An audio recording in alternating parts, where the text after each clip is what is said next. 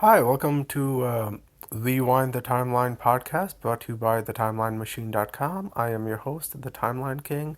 This is the podcast where we go back in time and look at the anniversaries that happened 10 years ago, 25 years ago, 50 years ago, 100 years ago, etc. So for this particular episode, we'll go to check out what were the anniversaries this past week from April 17th all the way until April 22nd. Now, my last episode kind of got cut off a little bit. At the end, I was talking about the movies that I'd seen. I'd seen Dungeons and Dragons, Honor Among Thieves, and yeah, and basically I was just saying it's a great movie. Has a lot of humor, a lot of action. It definitely feels like an old school Marvel movie. So back before Marvel became like Phase 4, I would say this is definitely more like Marvel in like Phase 3. So I definitely recommend it. Go check it out. The last movie that I saw last week was the movie Air, which is about how Nike acquired Michael Jordan to be in to you know to be the shoe brand for Air. So that was yeah, that was again another great movie and probably another one of the best movies of the year. I would be really surprised if that one does not get nominated for an Oscar later in the year.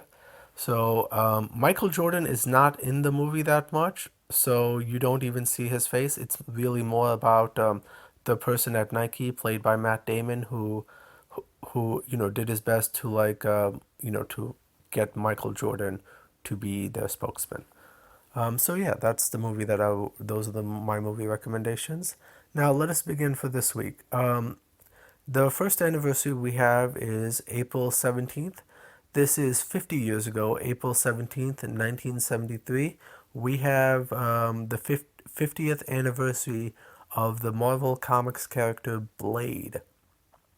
Now, everybody knows Blade from the movies with Wesley Snipes. Yeah, but Blade actually started out as a comic character, and funny enough, he was actually an antagonist originally for another main character. So back in the 70s, Marvel did a Dracula comic book, and Blade was a guest star in the Dracula comic book. He appeared in Tomb of Dracula, number 10, just as a threat for Dracula. So Blade was just a supporting character in that book, but he really became popular in his own right. And back in the 90s, there was actually an attempt to like make a movie. It was actually LL Cool J who actually originally wanted to make a Blade movie first, but thankfully LL Cool J did not end up starring as Blade, and we got Wesley Snipes in and he ended up becoming famous. Now, the movie with Wesley Snipes is always credited as being what opened the door for like several subsequent Marvel movies.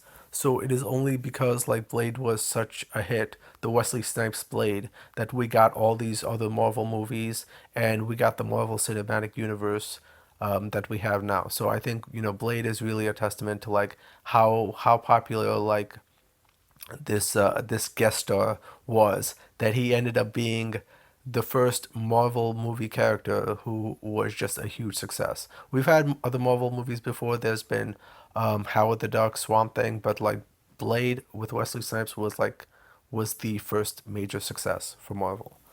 So okay, and that's good. Let's begin with the next one. Next one, this is also April 17th. This is 25 years ago. We had the release of a couple of movies on April 17th, 1998. We had the movie Major League Back to the Minors, which is the third installment in the Major League franchise. And we also have the movie Paulie. I haven't seen either of these movies, and it seems like nobody else has either, since I've never seen anybody talk about these. Okay, now let's move on to April 18th. This was 100 years ago, April 18th, 1923. We had the original Yankee Stadium. This Yankee Stadium first opened to the public on this day. So, and the first game that was played was on this day between the New York Yankees and the Boston Red Sox, with the Yankees winning 4-1. This stadium was most commonly known as the that Babe Ruth built because Babe Ruth played a lot of his games here. So he definitely rose to stardom in this stadium. But I think because over the years it ended up, just having regular stadium problems, it ended up being demolished in 2010. So the Yankees ended up moving to their current stadium right now. Yeah, and so the New York Giants also played in this stadium from like 1956 to 1973. So it's definitely a good piece of history to know. Like, hey, Yankees first played their game in their own stadium 100 years ago on this day. Also on April 18th, this was 75 years ago, April 18th, 1948, we have ABC Television. They launched, the ABC Television Network launched with their first affiliate in Philadelphia. So that was 75 years ago. And I think the joke that I always make about ABC is that it is the number one network alphabetically in the world. ABC was never a channel that I grew up watching. No, actually, no, I did. I saw the TGIF shows on ABC, but there was never really anything on that network that like enticed me. Mostly, I liked watching Fox. Fox was the network that I saw. NBC had a bunch of great shows with Friends, Seinfeld, but I don't ever really think there were that many great shows on ABC. But hey, this is 75 years ago, and I'm sure if you like Grey's Anatomy, if you like any of the garbage that's on ABC now, I'm sure you'll enjoy that it is 75 years on ABC. Another channel that launched on April 18th, this is 25 years ago, April 18th, 1998.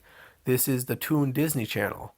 So, yeah, and now, if you grew up in the 90s, you might remember this channel. This is one of like the premium cable services that they got. I was really excited because like I liked a lot of like the old school Disney animation. So and obviously I grew up with like a bunch of the 90s Disney afternoon shows like what was it, Darkwing Duck, Quack Pack, Timon and Pumbaa, Tailspin. So by when they finally launched like the Toon Disney service, I was like, wow, I was so excited. I was like, man, this is like the best opportunity to like see all my shows. So like I begged my mom, like, we got to get Toon Disney. And 3 years later, we finally did. Like, so it wasn't in 1998. It was like I think 2001, 2002, where like my mom finally got that for me. But I think at that point, I kind of just outgrew like the whole cartoon thing, so I wasn't really that into it. But I still I still enjoyed watching it. I did get back into Toon Disney. I think it was around like 2003, 4 when they had the Jetix lineup. So I watched it then at that point mostly out of nostalgia because they had a bunch of the old Fox Kids shows. They also had new episodes of Power Rangers, Power Rangers SPD, Power Rangers Mystic Force. They were also on there. So being a big fan of Power Rangers when I was a kid, it definitely brought in that nostalgic factor. So this was definitely a channel that I did appreciate. But obviously, like a show like Power Rangers, it doesn't even make sense for it to like have be on a network called Toon Disney. So, and I think it was at that point where they incorporated Jetix that Toon Disney kind of just started leaning more towards an older audience. And eventually by 2009, I think they kind of just accepted that we're not Toon Disney anymore. We're not just cartoons. Let's change our name to Disney XD. So, Toon Disney ran from 1998 to 2009, and that's when it ended to to become Disney XD. Okay, so next we move to April 19th. This was 50 years ago, April 19th, 1973. We have the movie Soylent Green. So this is a movie by Charlton Heston, and my God, I cannot believe how many movies Charlton Heston is still in from the 60s and 70s that are famous. You have The Ten Commandments, you get Planet of the Apes, you get Ben-Hur, and the Omega Man, obviously, and then now you have like Soylent Green. Now, Soylent Green takes place in the year. Soylent Green came out in 1973, but it actually takes place in the year 2022. So it takes place a year ago from today. So and it's funny because like this depicts like a dystopian future of 2002 where humans have there's too many humans in the world, so and there's not enough food for everybody, so we end up like eating people. We end up eating people because we just don't have enough food for everybody. Yeah, and I've definitely noticed like a lot of the trend in like the 60s and 70s. A lot of the sci-fi cinema at that time, they predicted overpopulation to be a big problem and what would ultimately like doom humanity. Yeah, and the world had like 3 billion people at that time. We now have 8 billion people. So it's kind of interesting how wrong that scientists were about that because overpopulation hasn't been a problem about it. But yeah, this is a great movie, and I recommend checking it out for anybody who hasn't seen it. So, but but the bad thing is that the trailers and the posters do spoil the big twist. So eating humans is supposed to be a big twist in this movie, but it's yeah, it just the trailers and posters end up spoiling that. But otherwise, I think it is a good movie in general, and I would recommend checking it out for those who haven't seen it. And it's also the final acting performance of Edward G. Robinson, who's like a famous Hollywood silent actor from the silent era. He was in a lot of gangster movies. Edward G. Robinson was also the inspiration for Chief Wiggum on The Simpsons. So that's why I would recommend watching this movie. Anyway, check it out. Also, on April 19th, this came out 25 years ago, we had the Disney movie My Date with the President's Daughter, which came out 25 years ago on The Wonderful World of Disney. This movie stars Elizabeth Harnois and Will Friedle. Will Friedle is famous for playing Eric Matthews on Boy Meets World. Now, I have seen this movie a couple of times when I was a kid, and I did like the premise. So this Will Friedle's character, he meets the president's daughter in a clothing store. He asks her out, but he doesn't know that she's the president's daughter. So I guess this guy isn't like that informed with politics. So and then obviously like the entire movie is just spent about like them trying to evade Secret Service and whatever because they're trying to have a night by themselves. But the president's father is he's still a father and he wants the Secret Service to keep a close eye on his daughter. Now, I cannot remember how this movie ends, so I would have to rewatch it. I think it's available on Disney Plus if you want to check it out. So, but I remember liking it. I think it's a good movie, so I would say check it out. So next we move on to April 20th. This was 75 years ago. We had April 20th, 1948. We had the birthday of actor Gregory Itzin. So now you might not know him by name, but Gregory Itzin has been in a lot of TV shows. So he's like one of the most prolific actors in cinema. What I was first introduced to him as, he played President Charles Logan on the TV show 24. So I've always known him as that, and I thought he's a great villain character. He's definitely somebody who can show that he's a threat, but he can also come out across as sympathetic as well. And for that, I feel like he definitely has a great performance. But he's been in like so many other shows as well. Trying to think what he was in. He was in Friends. Although I forget what he played on Friends, but he was on Friends. He was in Night Court, Matlock, Jake and the Fat Man, Beverly Hills 90210, Boston Legal, CSI. So pretty much like any show that you've seen from like the 80s, 90s, 2000s, I can pretty much guarantee you he's been on like one episode at least. So yeah, he's a great actor. Sadly, he passed away last year, July 8th, 2022, from like a surgery. So failed surgery. He died.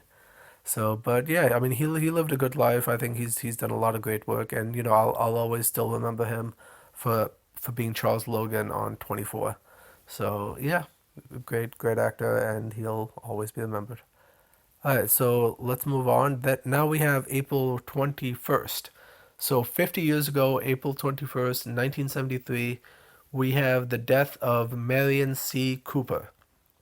Now, Merian C. Cooper, he's famous for being the writer, director, and producer of the original 1933 King Kong. So even though you've probably never seen it, the original black and white King Kong, there's no doubt like the effect that it had on cinema. Like King Kong was the first monster movie, and it kind of inspired like a whole bunch afterwards. So without the original King Kong, we never would have gotten Godzilla. We never would have gotten like any other monster movies. Sharknado. He kind of like pioneered the special effects in that, and I think like we definitely have to honor him in this. So the guy passed away 50 years ago, but he's a cinema legend, and yeah, and it's you can't deny the effect that he had on cinema. Okay, and another birthday that happened on April 21st. This is 35 years ago, April 21st, 1988. We have the birth of actor Robbie Amell. Robbie Amell is the cousin of Stephen Amell, who plays Oliver Queen in the TV show Arrow. But Robbie Amell is also an actor in his own right, and he's done a bunch of stuff, mostly CW stuff. So he was Ronnie Raymond in The Flash. He was Stephen Jameson in The Tomorrow People. I think he currently stars as Nathan Brown in the Amazon show Upload, but he's been in like a bunch of other stuff as well. He was Fred Jones in like the Scooby Doo movies, so he's an actor who's had a lot of film credits, and yeah, and I think it definitely shows. Saab's a good actor. Good actor. So April 22nd, um, this is 100 years ago, April 22nd, 1923. This is the 100th birthday of Aaron Spelling. So TV producer Aaron Spelling, and my God, I grew up watching this guy's shows. Like, he's done like some of the most famous shows ever made. He produced Charlie's Angels, Beverly Hills 90210, Melrose Place, Seventh Heaven, Charmed. So he's like one of the greatest TV producers of all time. And he was born 100 years ago today.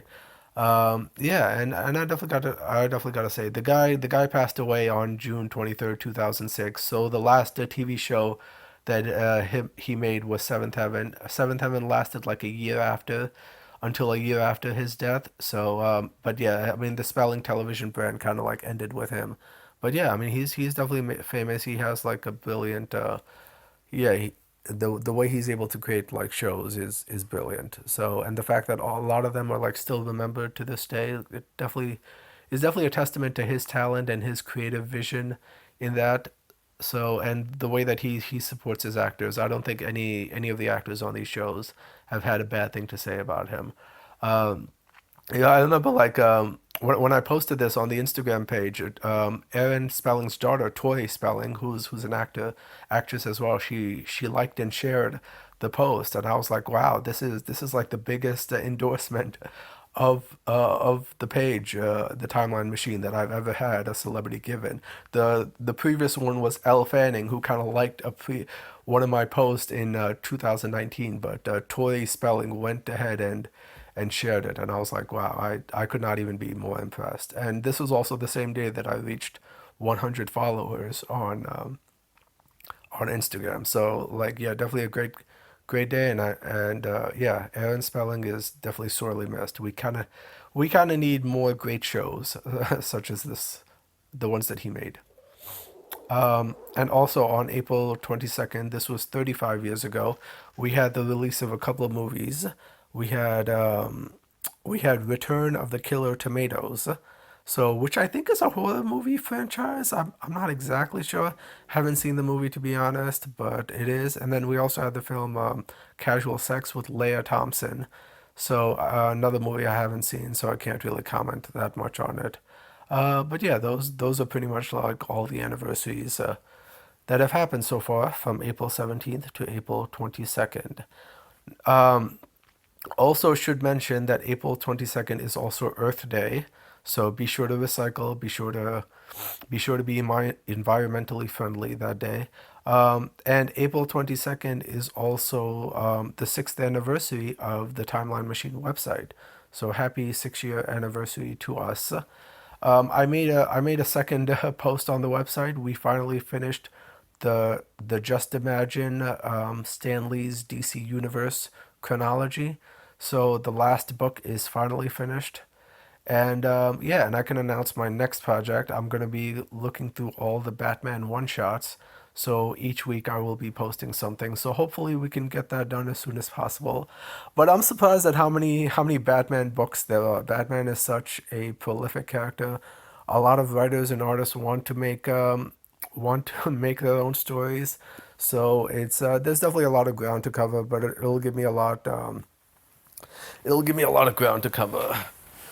And oh my God, I cannot believe that I have been able to run this website for the past 6 years.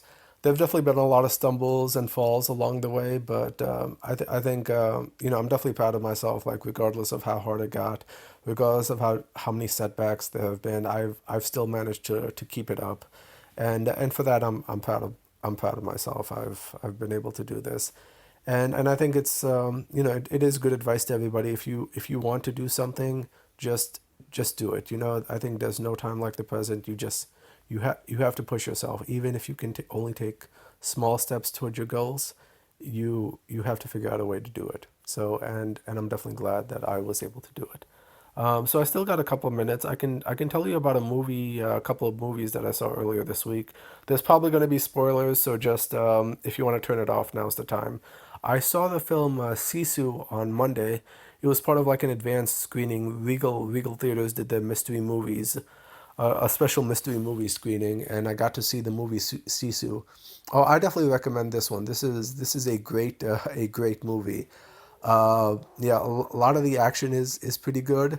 So I don't want to like spoil it too much, but I can definitely assure you like it is a it is a great movie, and I really recommend it. What I will say, so the movie starts in the beginning about this guy. He's like finding gold, right?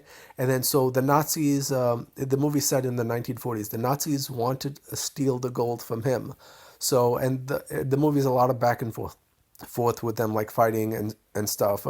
Um, but the movie works well. Like it delivers a lot with like action and whatever. It's not based on a true story or anything. It's just like a stupid fun action movie that I would recommend watching. Now with now what I wondered with this gold, like why did he get it? Because like the guy ends up like all injured and stuff, like in terms of fighting. And I'm like, man, if this was in America and he found that gold, like all that gold would just go towards his hospital bills. Like there's no way like it would mean anything. But yeah, I guess that's why they set it in the 40s in Finland, because otherwise in America, like that money would be gone in a second. Oh, and the other movie I saw, April 19th, Netflix released Mighty Morphin Power Rangers Once and Always. This is like the 30th anniversary Power Rangers reunion special. It tries to get like some of the cast from the original show. So we had David Yost back as Billy. We had Walter Emmanuel Jones as Zach. Other than that, like nobody really comes back. Thuy Trang as Trini.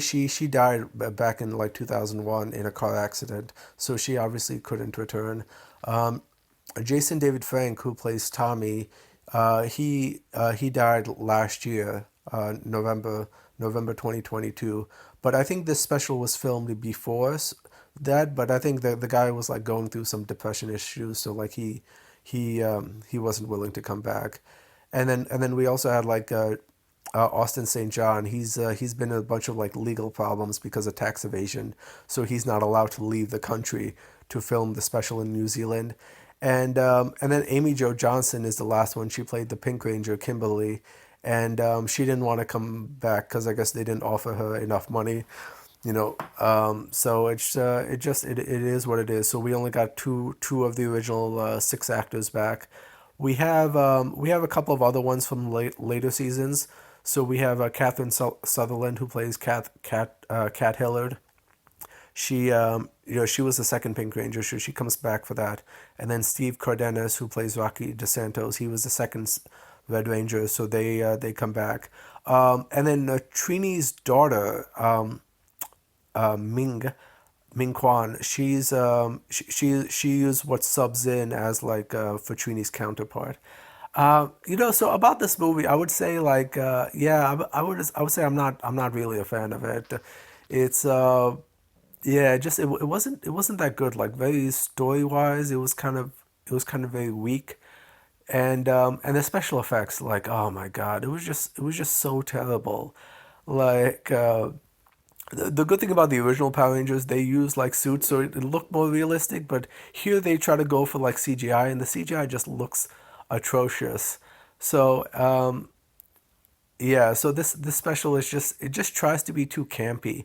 It tries to be campy and serious at the same time, but it's like it doesn't really succeed in doing either one that well. So the special just the special begins with the death of Trini, right? So Rita actually manages to kill one of the Rangers, Trini, and yet she waits like an entire year, like before she attacks again. So if you're trying to be serious, why not make Rita come across as a believable threat? Like, do a more serious version. But instead, the rest of the special tries to be this campy, tries to be this campy tone that the original '90s show was at, and it doesn't succeed in that. And yeah, and that's why I gotta say I was just very disappointed in terms of like Power Rangers reunion specials. This is this is not the worst one. This is definitely one of the worst ones. The best one is Forever Red, the 10th anniversary special. That is one I would recommend checking out. I'm sure you can find that on YouTube. But yeah, everything else is just yeah, this is just bad. However, I did like seeing some of the cast back. So for a nostalgia factor, if you want to check it out, like check it out. I think with with the rate that these Rangers are dying or getting into legal problems, I think having two of these originals back is just, that in itself is a good thing, and that's what I would recommend checking the show out. Me being a huge Power Rangers fan, it's a testament to my childhood, so I would recommend that. And anyway, that's it so far. So yeah, thank you for revisiting the podcast. Happy and supporting the website and everything in the past 6 years. And yeah, and check back soon for a new podcast. And be sure, the rewind the timeline.